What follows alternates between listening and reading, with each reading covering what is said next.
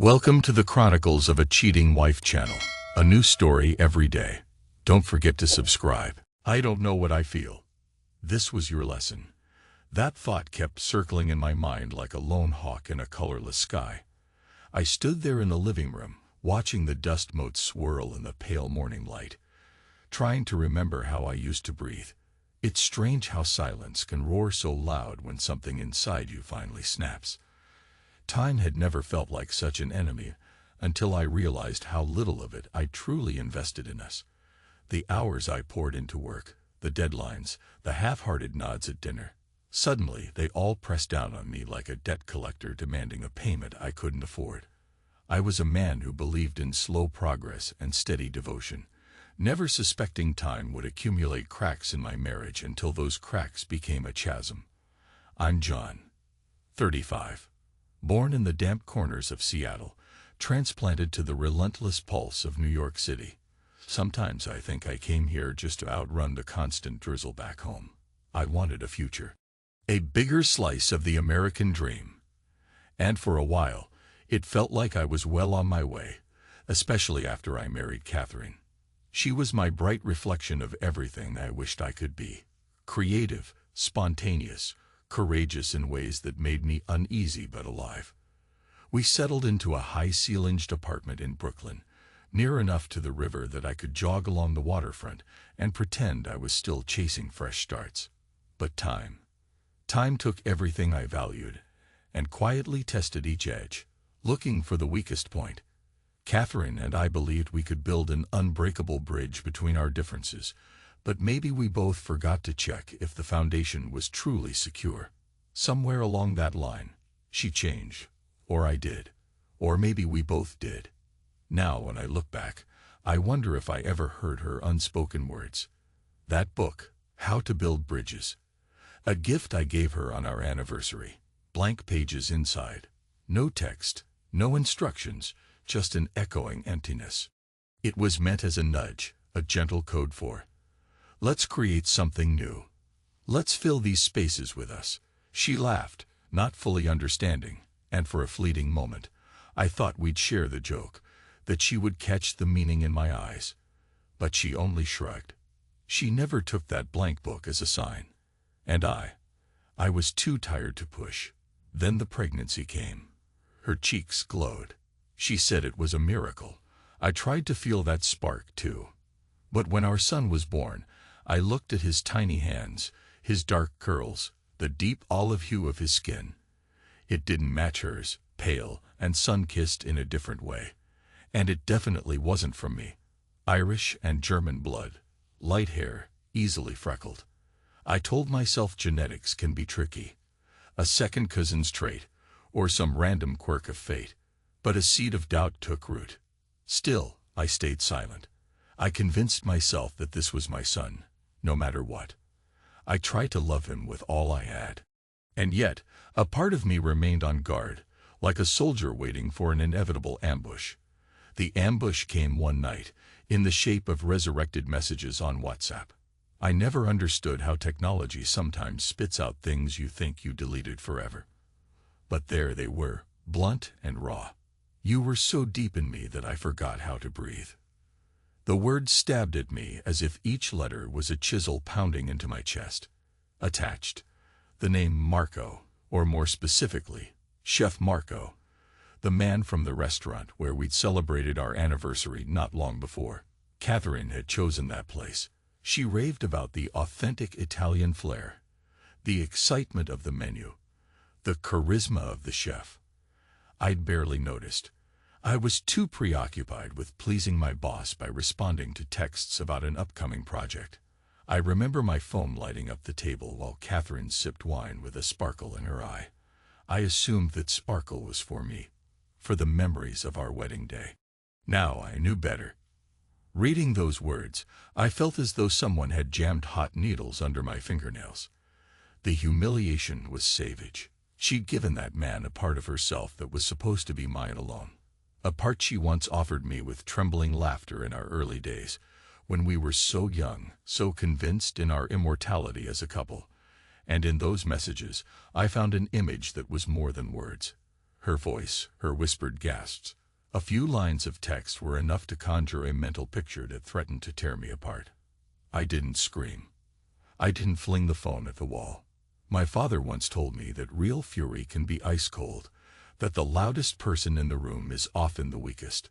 So I swallowed the shards, each message slicing a new cut in the back of my throat. I kept reading until my eyes glazed over. It was like a window had opened onto a private scene. Something I should never witness but couldn't tear my gaze from. The subtext was sexual, raw. Her describing the angle of his hands, how he smelled of rosemary and smoke from the kitchen, how they'd stolen moments in the restaurant's back office. I forced myself to read each detail, let it soak in. Maybe I wanted to cauterize the wound so it would never fester with illusions. Eventually, I deleted them again, as if my denial could restore my shattered sense of trust. My heart was racing. My mind was locked in a standoff with my soul. I closed my eyes and listened to the hush of the apartment. Catherine was asleep in our bed. The baby's soft breathing came from the nursery. I stood there, phone in hand, thinking, should I confront her now? Wake her up and demand answers? But all I felt was the suffocating sense of betrayal, so thick it sapped my breath. Time, once again, showed me the depth of my negligence. I hadn't guarded our marriage.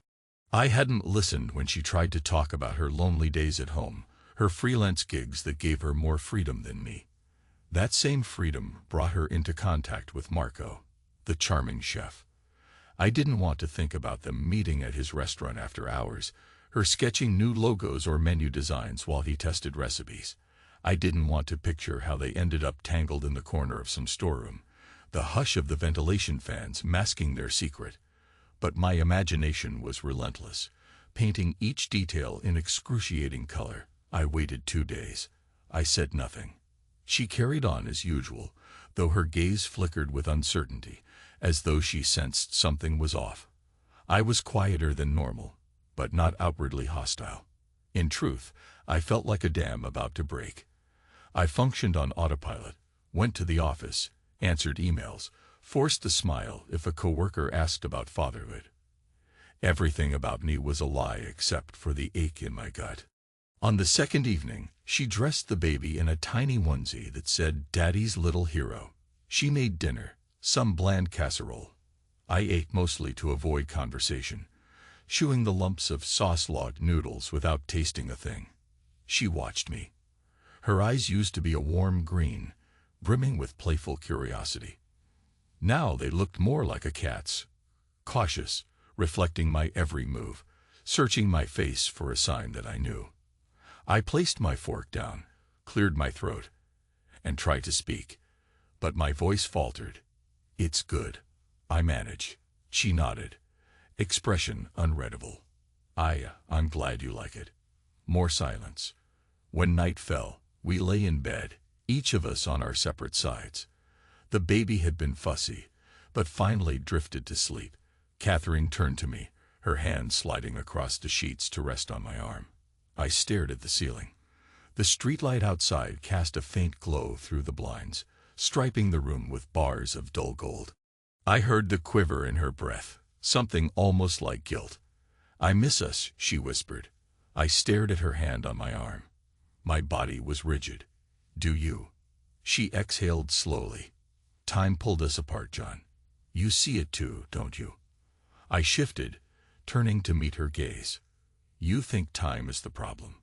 She lowered her eyes, and for a second, I felt an urge to reach for her, comfort her. Then I remembered the messages. You were so deep in me that I forgot how to breathe. And my hand clenched into a fist under the sheets. Catherine didn't see that fist. She only stroked my forearm, then tried to settle against my chest. I couldn't let her do that. Guilt and anger warred inside me. I froze, letting her rest her head, but giving her no real contact. It was like lying next to a stranger. Or maybe I was the stranger now. I couldn't reconcile the softness of her breath with the mental image of her moaning into the ear of another man. At some point, she drifted off, her hand still draped over my chest. I waited until her breathing became slow and rhythmic. Then I slipped away. I went to the living room couch, turned on a single lamp, and thought about every choice that led us here. By dawn, I had made my decision. I needed proof. Real proof. Because the baby's dark curls, the text messages, they might still be a cosmic coincidence, a destructive misunderstanding. My rational mind insisted on a test. DNA. Let science confirm or deny. So I scheduled it, sent off the samples. My stomach churned as the courier took them away, as though I was mailing away the last illusions of my life. I carried on in near silence. Catherine tried to talk to me, but I gave short answers. I watched her watch me, confusion and anxiety creeping into her face. Occasionally, she'd attempt a warm conversation about the baby's new trick, lifting his tiny head or giggling when she made a silly face. But I responded with nods. I never once mentioned Marco or the messages. A part of me wanted to see if she'd confess on her own. Maybe if she had, I would have found some pathetic shred of sympathy for her. Instead, she grew more distant, as if waiting for an unnamed disaster. A week passed. The test results arrived in a plain envelope. I didn't open them right away. The baby was in the bedroom. Catherine was out buying groceries. I stared at that envelope like it was a coiled snake. I steeled myself, tore it open, scanned the lines. It only took me a few seconds to see the verdict. There was zero possibility the child was mine. I wanted to smash something. A glass, a lamp, the entire damn apartment. But I just stood there, reading the numbers. 0% paternity. The precision of science was merciless. I set the pages aside, rummaged in the closet until I found that blank book, How to Build Bridges. The one I'd given her as a message of hope. It felt heavier than it had any right to be. When Catherine came home, I was in the kitchen, leaning against the counter. I laid the envelope on the table. The baby's coos trickled from the bedroom monitor. She put the grocery bags down and glanced at the envelope, at the blank-covered book by its side. Her face drained of color. She understood even before she opened it. Maybe she saw the expression in my eyes, or recognized the official letterhead. She took a trembling step forward. "John," she managed. I didn't speak. I merely pointed at the envelope, then at the book. She lifted the letter, read it, pressed a hand to her mouth. "John, I." She trailed off, tears forming instantly, but not falling yet. "I can explain." I stared at her. Time felt warped again, each second elongated, my chest tight and cold. "No," I finally said, voice so quiet it surprised me. "Don't explain." She reached for me, but I stepped back. "John, please." I turned, walked toward the door, and left it open behind me. I could hear her call my name in a broken sob. My footsteps on the hallway floor echoed, as if I were marching down a tunnel that led straight out of my old life. In the days that followed, she tried everything. Texting, calling, emailing. She even showed up at my office, once, tear-streaked cheeks, wanting to talk. I refused. My office security had to gently escort her out when she wouldn't leave. Some of my coworkers whispered, eyebrows lifted in pity or scandal. I didn't care. I'd become a fortress, an iron wall. If I let her speak, I'd have to feel the warmth of her voice, the memory of her skin, and that was more than I could bear. So I shut down. I got myself a short-term apartment rental, just a furnished place with the basics.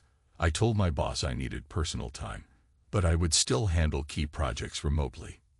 He understood, or maybe he just saw the look in my eyes and decided not to pry. My nights became a study in emptiness. Drinking scotch, staring at the ceiling, imagining that infant's face, so innocent, yet a living reminder of my humiliation. For a while, I hated that child, hated that his existence had shattered my illusions. Then I felt ashamed. He was blameless, a little life who knew nothing but the softness of a cradle. My anger turned inward, chewing at my insides. Meanwhile, Catherine's messages kept coming. First, They were pleas for forgiveness. I'm sorry. I love you. Let me explain. Then they evolved into confessions of guilt, self-loathing. I made a terrible mistake. I never meant to hurt you. I was lonely. I was lost.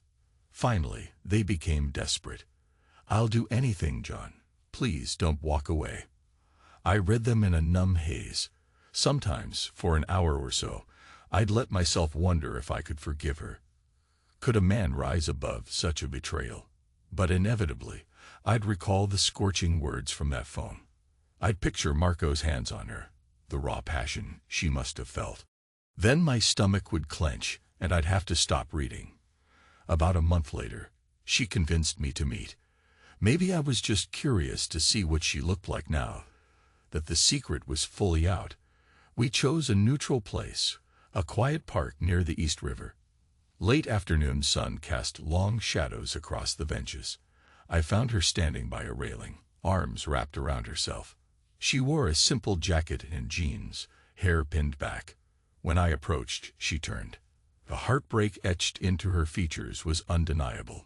Still, I kept a stoic face. "Thank you for coming," she began softly. I said nothing, leaning against the metal railing, eyes on the water.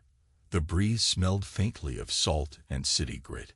"John," she whispered, "I'm sorry. I don't know how to fix this."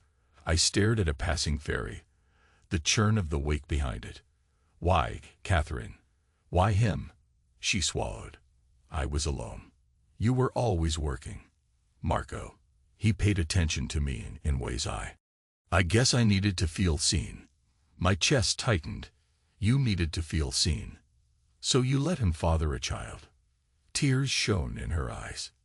"It wasn't planned. It started as a stupid fling." She paused, voice catching. "I was designing a new logo for his restaurant. He's so passionate about what he does, and I felt worthless at home. And that gave you the right to tear our marriage apart."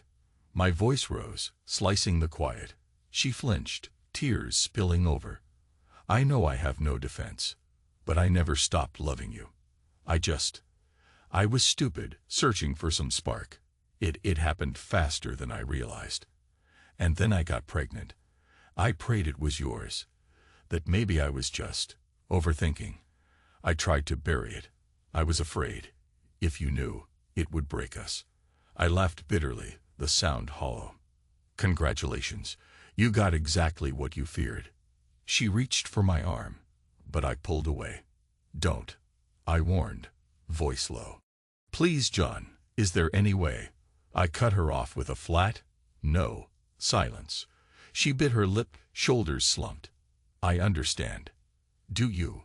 She nodded, tears dripping down her cheeks. "I destroyed us. I know, but at least let me say I'm sorry." I fixed my gaze on her. "I hear you, but you can't rebuild what you broke. That empty book was supposed to be our new start. Instead, it's just as blank as you left it." She pressed her trembling lips together. Her eyes were bloodshot, and she whispered, "That's the worst part, knowing I can't erase it. But I can't stop trying, John. I still love you." A numb rage hummed in my veins. "Love," I repeated, my voice dripping with cynicism. "Keep it. I'm done." I turned and walked away. She called my name once, but didn't follow. I suppose she finally accepted that no apology could mend such a betrayal. Perhaps in another timeline, with more patience or fewer illusions, I could have found some path to understanding. But this was now, and the wound was raw. Weeks stretched on. She emailed me about divorce proceedings. I told her to handle everything through my lawyer. She tried to arrange a meeting, but I refused. The baby was now 2 months old, and in the photos she sent, unrequested, by the way, I saw how he looked more and more like that man, Marco. The same dark curls, the same slightly mischievous spark in his eyes. She wrote, "Please don't punish him for my mistakes." I never replied, but those words haunted me. I closed myself off from the world, moved from that short-term rental to a bleak sublet in an older building, further away from the city center. I spent my evenings alone, grappling with a swirl of bitterness and regret. Nightly, I'd walk to a corner bar, order a whiskey neat, let it burn a path through my emptiness. The bartender, an older guy with a salt and pepper mustache, would sometimes nod in sympathy, but he never asked questions. That's the good thing about bartenders in lonely places. They know to keep silent. Eventually, I realized I was destroying myself. My chest felt tight all the time. My head pounded when I tried to sleep. I either drank too much or ate too little. My family called me worried, but I told them it was just work stress. I didn't want to explain or face their pity. I was a man in his mid-30s, undone by a betrayal. Pride wouldn't let me show that weakness. One late night, after stumbling back from the bar, I dropped onto my couch, the battered cushions squeaking under my weight. I rubbed my face, disgusted by my reflection in the switched-off TV. The phone buzzed. I expected another message from Catherine or a worried text from my sister. Instead, the number was unfamiliar. I answered, half slurring, "Yeah, John." A masculine voice, deep, with a faint hint of an Italian accent. "It's Marco." Everything in me went still. For a moment, I couldn't speak. I just stared at my phone. Finally, I hissed, "How the hell did you get this number?" He exhaled. "She gave it to me. I had to talk to you." My teeth clenched. "There's nothing to say." "Maybe you think so," he said quietly, "but I have to try. I'm not calling to gloat or—" A bitter laugh escaped my throat. "Gloat? What else could you do? You got what you wanted. The mother of your child." He paused, the line crackling with tension. "John, I made a mistake. Catherine told me you left." I didn't realize how serious it was. I mean, I knew, but not like this. I stood, pacing my shabby living room. "Well, you destroyed a marriage, fathered a kid with another man's wife, and now you didn't realize how bad it could get. Are you out of your mind?" He seemed to brace himself. "Yes, I am. Listen, if I could take it back, I would. Catherine says she doesn't want to be with me. She's broken inside. And I know it's my fault, too." My voice cut like a razor. "She's broken. Congratulations. You've discovered basic cause and effect." Silence swelled. Then he murmured, "I just wanted to say I'm sorry, man to man." I slammed the phone down, ending the call. My breath came hard. I almost threw the phone across the room, but somehow I resisted. I didn't want to give him the satisfaction of a response. Instead, I dropped onto the couch again, heart hammering. He had no right to come crawling into my private exile, seeking absolution. He had stolen everything from me. The baby, the illusions of marriage, the last shreds of trust. I felt a dangerous electricity in my veins, as though I wanted to set the entire city ablaze. And so a new phase began. Anger. Real, seething, uncontrollable. I tried to mask it at work. I immersed myself in projects, snapping at anyone who made a minor error.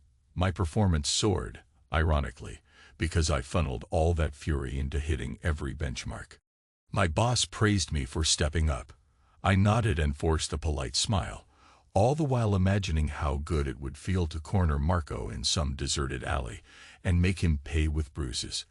For a man who'd never been violent, I had disturbingly vivid daydreams. One night, my phone buzzed again. This time, a text from Catherine. "We need to finalize the divorce and discuss custody. Please." Custody. That word was the final dagger. The child wasn't mine, and we both knew it, yet some piece of paper might still try to loop me in. Rage pulsed in my temples. My heart hammered as I typed back, "He's not mine." Then I tossed the phone aside and tried to ignore the frantic beeping as she likely replied. But my chest grew tighter, my mind spinning. That's when I grabbed my jacket and stormed out into the street, ignoring the drizzle and the city lights. I walked for what felt like hours, passing bars, bodegas, people huddled under umbrellas. The traffic hissed by. The neon buzzed overhead. Eventually, I ended up near the restaurant where Marco worked, where this entire nightmare began. The neon sign glowed with that false warmth. My fists clenched as I saw customers inside, laughing around candlelit tables, no idea of the drama swirling in the shadows. I half expected to see Marco's tall, broad-shouldered figure in the front.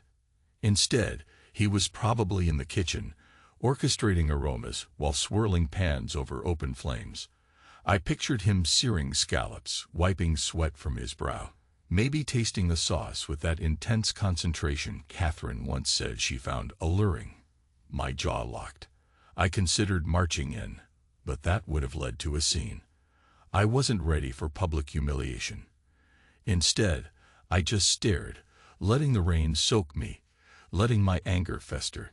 Time pounded in my ears, my own heartbeat, the unstoppable tick of life that refused to give me a moment's peace. The city seemed too alive, too unaware of the storm inside me. Eventually, I turned away. I walked aimlessly until I reached the river, the black water swirling under distant lights.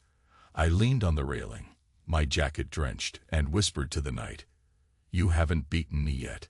Whether I was talking to Catherine, Marco, or my own battered soul, I wasn't sure.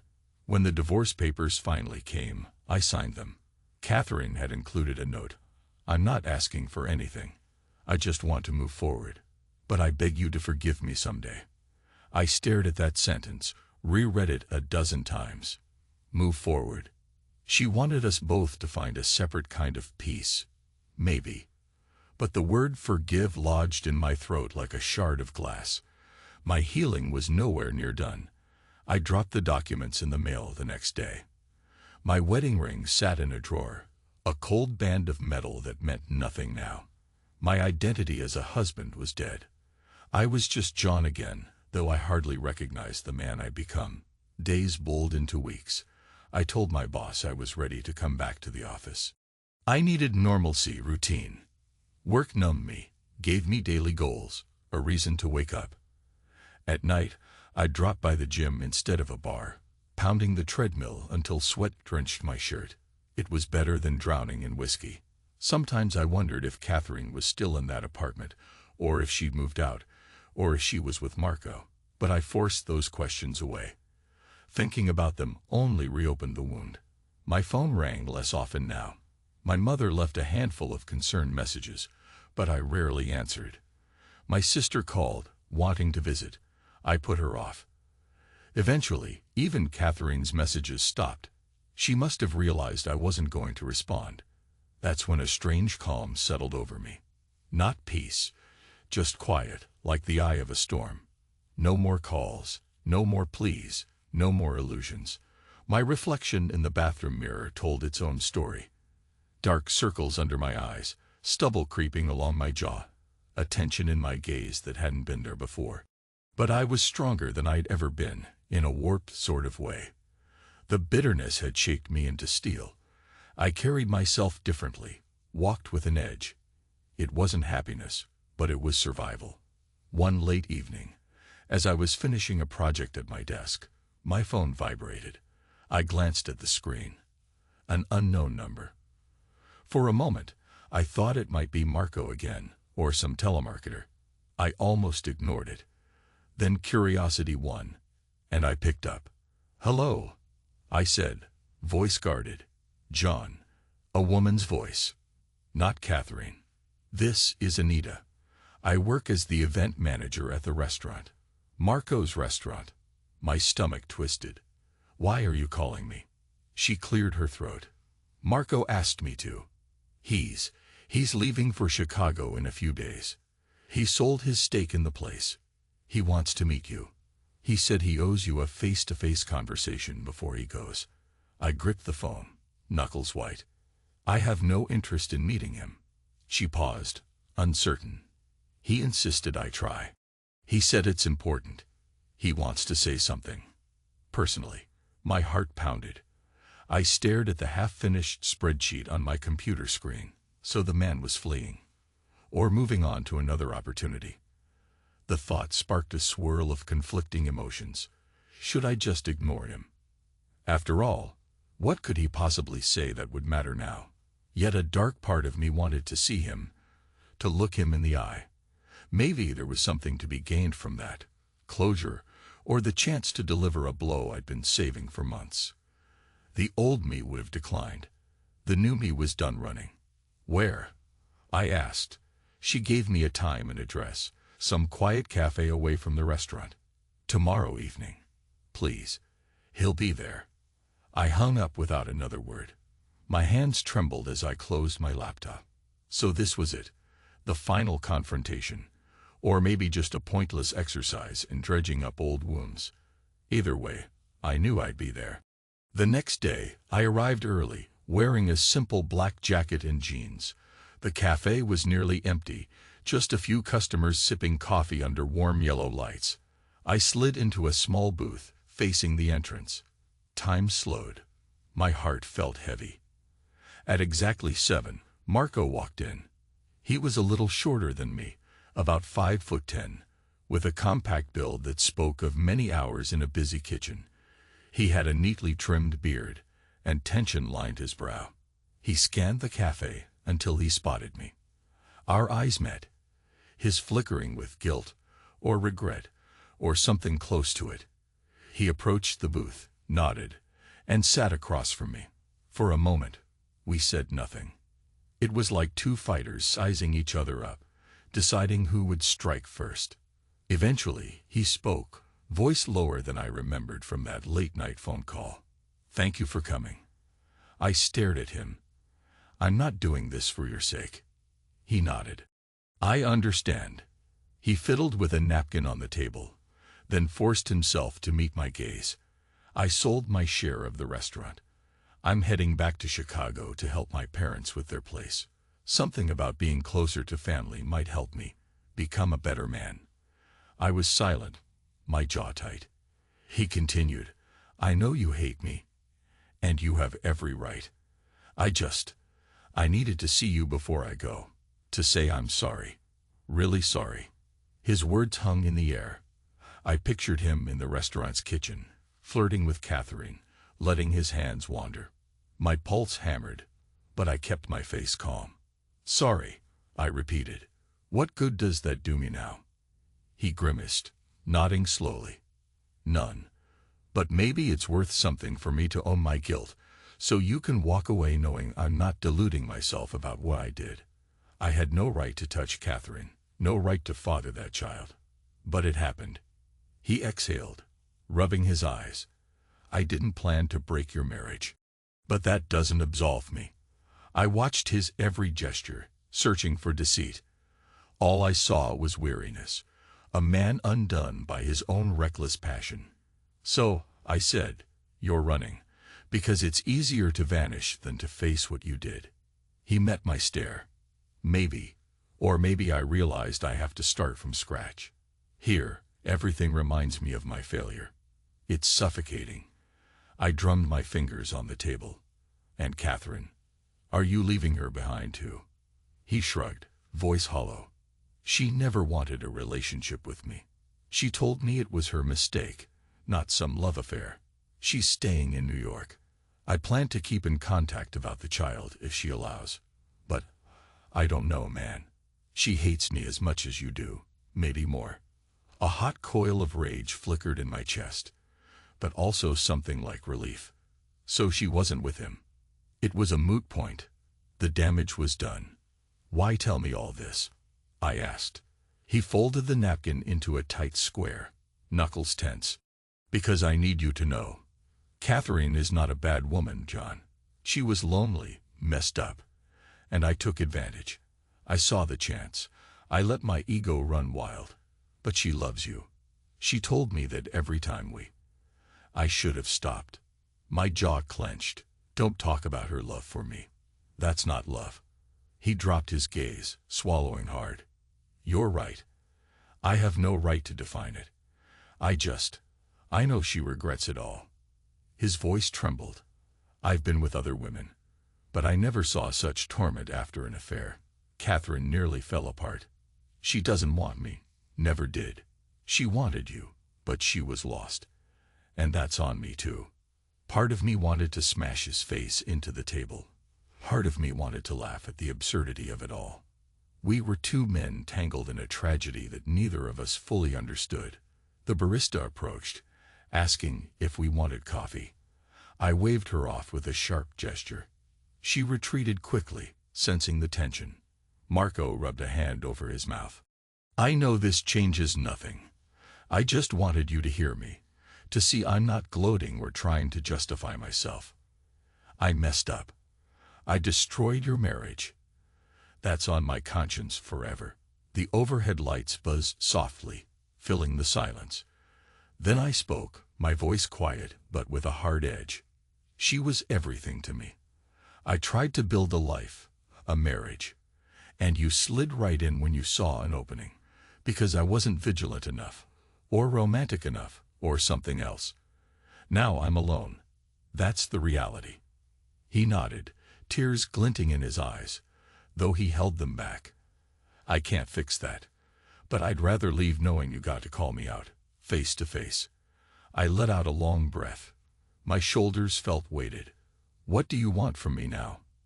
Forgiveness. He shook his head, eyes lowering. I'm not that knave. I just don't want to hide behind excuses. That's all. A tense moment passed. Finally, I leaned forward, scanning his face for any sign of smugness. I found only regret. I won't forgive you. I said, each word precise. Not tonight. Maybe never. But I won't chase you down either. You chose your path. Live with it. He swallowed, nodding. Fair enough. We sat there a moment longer, two men on opposite sides of an unbridgeable gap. Then he rose to his feet, meeting my gaze one last time. I hope you find your peace, John. He left. I watched him walk out, shoulders stooped as if he carried invisible weights. In a twisted sense, I felt strangely calmer. He'd shown me his remorse, bared himself to my anger, and accepted that I'd never absolve him. It was a small shift in the tectonic plates of my bitterness, but it was there. I stood and left the cafe, ignoring the barista's curious stare. Outside, the evening air felt cooler, sharper, like it had rained while we talked. I glanced at the sky, at the streetlights glistening on wet pavement, and a single thought pulsed through my mind. I'm free. The man who participated in my betrayal was walking away, heading for a different city, leaving behind a child he fathered with my wife. Ex-wife. My fists clenched, but I kept walking, feeling a weight lift from my lungs. If there was a path back to life, maybe this was the first step. Months slipped by. Our divorce became final, every legal detail tidied up. Catherine occasionally sent messages, mostly about the baby's well-being. I ignored them at first, but over time, my fury settled into a quieter wound. He was an innocent life, after all. Eventually, out of courtesy or some numb sense of duty, I began offering short replies. I see. That's good. Take care. I never asked about her or Marco, and she never brought him up. From what I gleaned, she was raising the child alone, with occasional help from a friend. She apologized again, once or twice, but I let it pass without comment. A new normal emerged in my life. I threw myself into a fitness regimen, read more, even took a few weeks off to travel. I went back to Seattle to see my parents for a quiet Thanksgiving. They noticed the darkness in my eyes, but I just told them it was a rough patch. They didn't press. Maybe they sensed that the best help was to let me heal on my own terms. On a brisk winter morning in New York, almost a year after the day I left Catherine, I found myself walking near the old apartment. I hadn't planned it. I was just wandering, lost in thought. When I glanced up and recognized the street, my heart stammered. Instinct told me to walk away, keep my distance, but something pushed me forward. I approached the building's entrance and paused. Memories flooded me. The day we moved in, arms laden with boxes, laughing at how the elevator took forever. The lazy weekends we once spent painting the living room walls. The argument we had about curtains. The night I left that envelope on the kitchen table. the open door behind me. I stood there, wrestling with whether to press the buzzer. Was I searching for closure or just pain? Finally, I shook my head and turned to go. Then the door opened from inside. A neighbor, carrying groceries, recognized me. "Hey, John, long time no see," he said, politely holding the door. Before I could refuse, I found myself in the lobby, exchanging awkward small talk. The neighbor left, the automatic door closing behind him. And there I was, in that familiar hallway, hearing the echo of my footsteps. I had no idea if Catherine still lived here. Maybe she moved. The place looked the same. Same gray carpet, same slightly flickering light overhead. My heart hammered. I forced myself to climb the stairs to our old unit on the 3rd floor. I stared at the door, that once comfortable threshold. A brass number glinted. My mouth went dry. Then it opened. Catherine stepped into the hallway, rummaging in her purse for something. She froze when she saw me. Her eyes went wide, and for a second, we both just stared. My pulse roared in my ears. She spoke first, voice trembling. "John." I swallowed. "Catherine." My throat felt like sandpaper. Sorry. I ended up here by accident. Didn't mean to disturb you." She hugged her purse to her chest, a dozen emotions flitting across her face. Shock, longing, guilt, fear. "It's okay. I mean, do you want to come in?" The question hung in the hallway. Part of me screamed to run, but another part, deeper, maybe braver, made me nod. "Sure." She stepped aside, and I walked into the apartment. The living room looked different. New furniture, a different color rug, a colorful baby mat with toys scattered around. The blank book, How to Build Bridges, was nowhere in sight. I felt a pang. She motioned to a chair, and we sat. The atmosphere pulsed with the tension of a year's unspoken truths. Finally, I cleared my throat. How's everything?" She twisted her hands. "We're okay. I'm raising him. He's a happy baby, John. Marco sends money sometimes, but he's not really around, and I haven't asked for more. I'm just doing my best." I nodded, eyes drifting to a photo on the shelf. Catherine holding the baby, both smiling. The baby had grown. His hair was thick and curly, his big brown eyes bright. I felt a tug at my chest, a mix of sadness and relief that I wasn't in that photo, that I couldn't be, even if I had wanted. Catherine followed my gaze. "I know he's not yours. But if you ever want to see him, talk to him, you can." I pressed my lips together, unsure how to respond. "I appreciate that," I said quietly. "But I'm not his father." She lowered her eyes. "Right." A silence stretch, heavy with all the words we couldn't say. Then she ventured, "How are you?" I leaned back, scanning the room. "Better. Different." She exhaled a trembling breath. "I'm glad you're better." Neither of us had any illusions about what we once were, or what we'd never be again. Finally, she stood and retrieved something from a drawer. She returned with the blank, How to Build Bridges book. My breath caught. I thought she would have thrown it out. She opened it. I saw that each page was now filled with small, neat handwriting, sketches in the margins, bridges, arcs, lines crossing. My heart lurched. "I started writing in it after you left," she whispered, voice cracking. "I know it's too late, but I wanted to fill those pages. I wanted to understand how to build something again, even if it's just me, learning from my mistakes."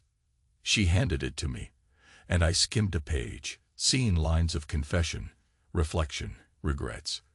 The next page showed drawings of architectural bridges, with notes about stress points and load-bearing supports. It was a metaphor I recognized immediately, her attempt to come to terms with what she destroyed. I swallowed a lump of emotion. I closed the book gently, returning it to her. "It's good you found a way to heal." Her eyes shone with tears. "I'm still trying." Silence reigned. Outside, a car horn blared faintly. The baby stirred in the other room, letting out a small wail. She glanced toward the sound, then back at me. For a moment, I saw the ghost of the woman I'd married. Young, vibrant, hopeful. Then she blinked, and that ghost was gone. "I should get him," she said softly. "He'll be hungry." I nodded, standing. "I won't keep you." She walked me to the door. Our eyes met, words stuck in our throats.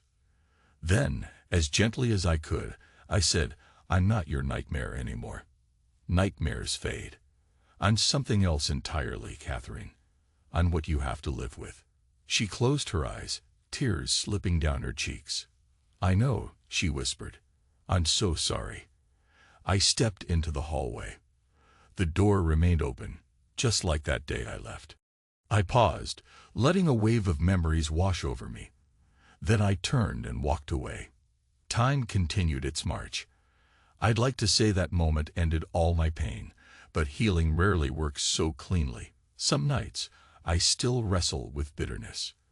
Yet each passing day, I feel a fraction lighter. I've started dating again. Not seriously, just enough to see if I can handle closeness without snapping. It's a process, but each step feels like an affirmation that I'm not broken forever. People talk about tragedy forging resilience. Maybe that's the best way to describe what happened. Catherine's betrayal gutted me. Marco's presence turned my marriage into a farce.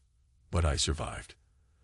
The quiet determination that replaced my old illusions has a sharper edge, yes, but it also grants me a clarity I never had before. I know exactly what I will and won't tolerate, what I deserve.